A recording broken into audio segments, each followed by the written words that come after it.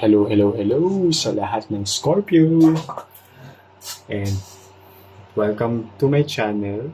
Ako nga pala si Mystico Moreno kung saan dito sa channel na ito babasahan ko kayo ng inyong love reading. Tagalog love reading. And for today, ang gagawin ko ay ang inyong weekly love reading for February 9 to 15. So, tatama siya sa Valentine's Day at Valentine's Week. Okay, so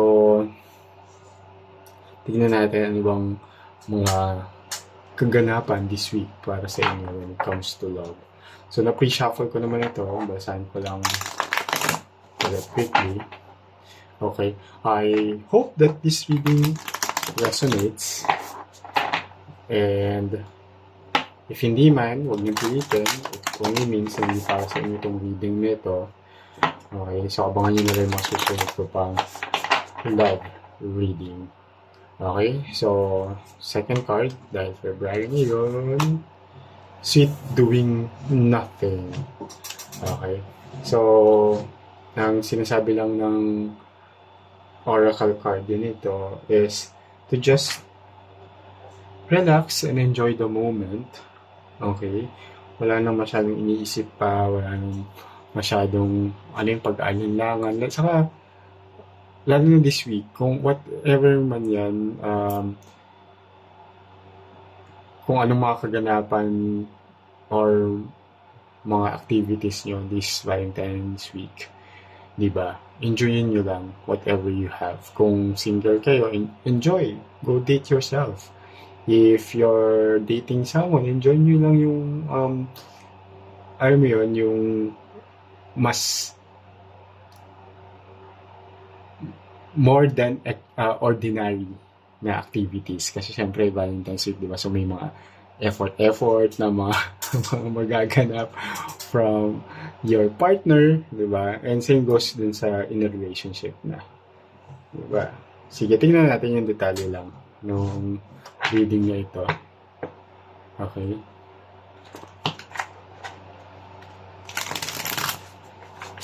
So, na-pre-shuffle ko na rin to. Balasan ko na ulit. At habang binabalasa ko ang cards, ang tarot deck na ito, supportahan nyo naman po ang aking channel by liking and subscribing. Diba? Subscribe na kayo para updated kayo sa mga love reading na gagawin ko pa.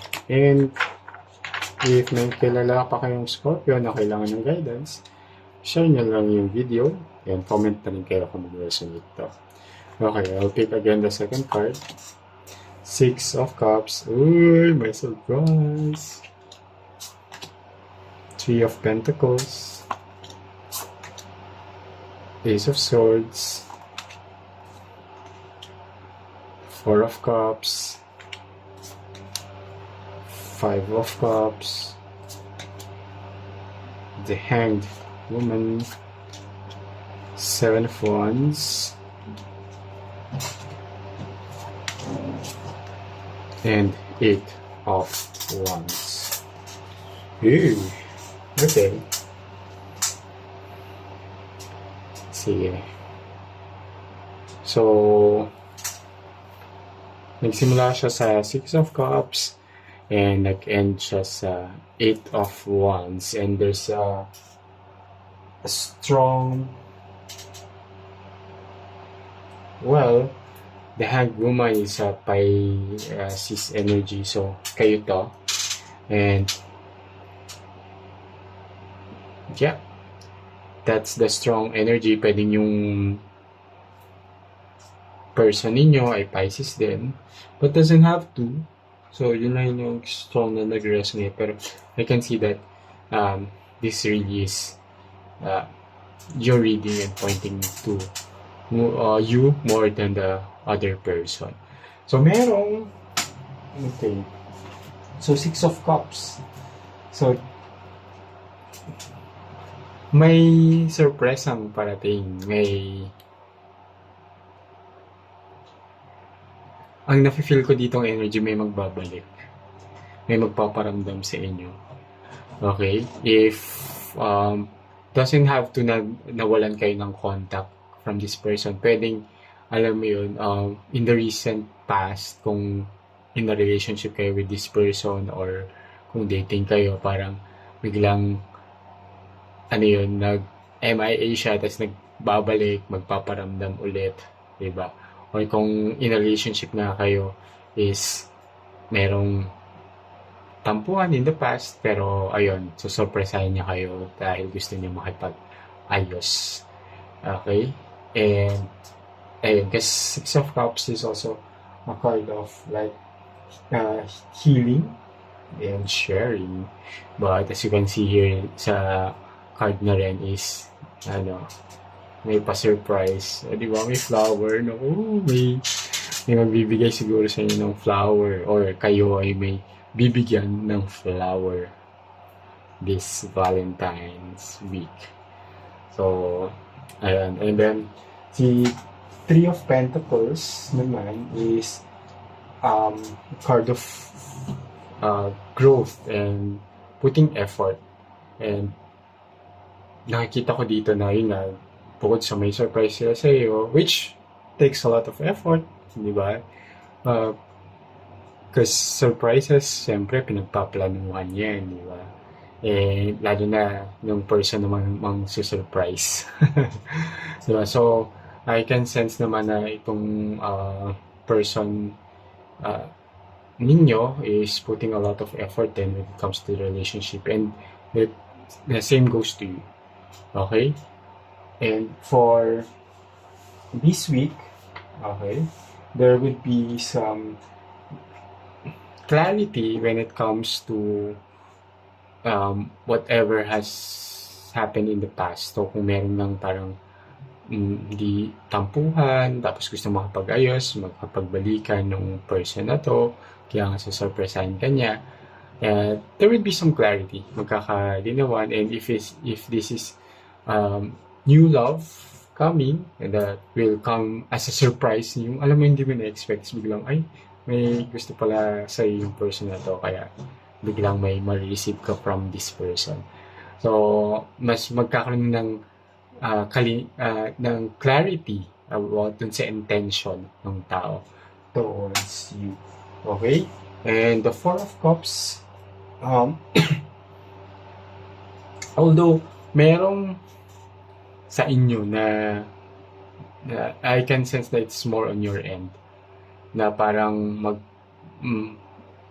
alam mo yun, yung feeling ko ma-overwhelm ka dun sa mga surprises na parang, after all this time or na hindi mo na-expect, parang yung feeling mo na magugulo yung mundo mo, bakit biglang bumalik to, di ba?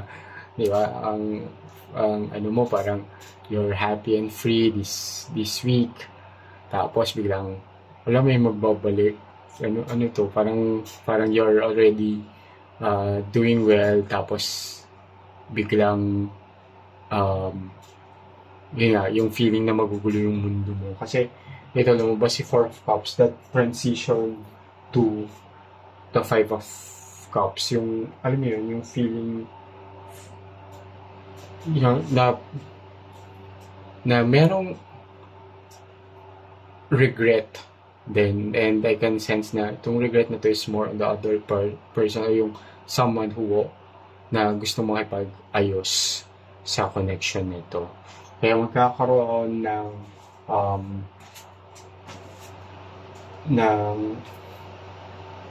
alam mo yun, parang pause when it comes to moving forward with this relationship.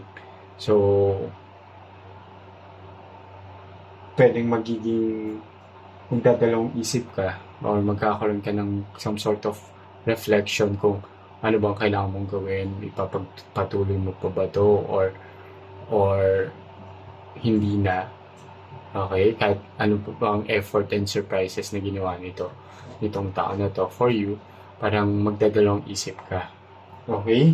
And Seven of Wands is, but however, parang after this pause and reflection, eventually makikita mo yung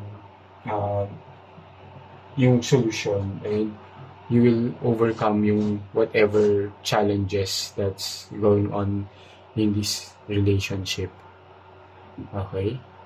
So, and it will, so kanina parang from 4 of Cups, naging 5 of Cups siya. But here, there's the 7 of Wands will transition to 8 of Wands, which is a card of excitement. So, from parang, di ba, sobrang saya, mag-start, may surprises, tapos biglang, nagdadalawang isip ka, ano ba yung kailangan mong gawin, but in the end, you decide and work things out, and there will be some new excitement na magkaganap between the two of you. So, okay pa rin, di ba? Parang it's just a roller coaster ride. So, from top, biglang, bumaba siya. Tapos, unti-unti umakyat na naman siya ulit, and you're again on top and full of excitement na naman to. Again, you don't have to do much.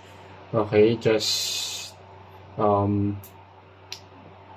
with the flow na lang din dito sa situation na to, dahil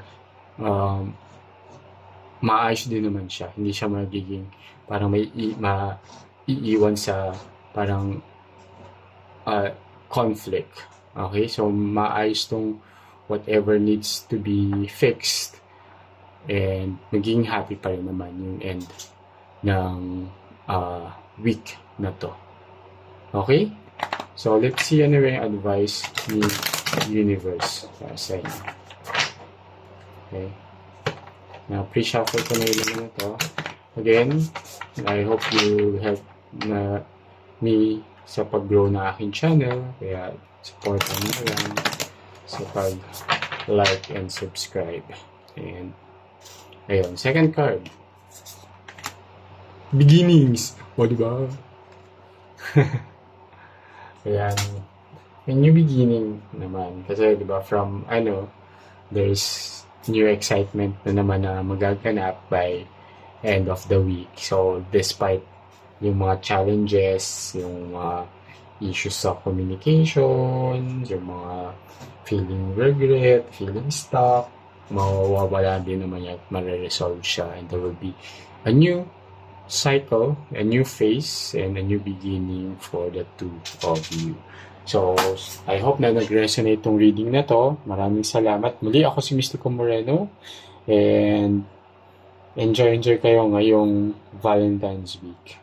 Okay, hanggang sa susunod na reading. Ingat!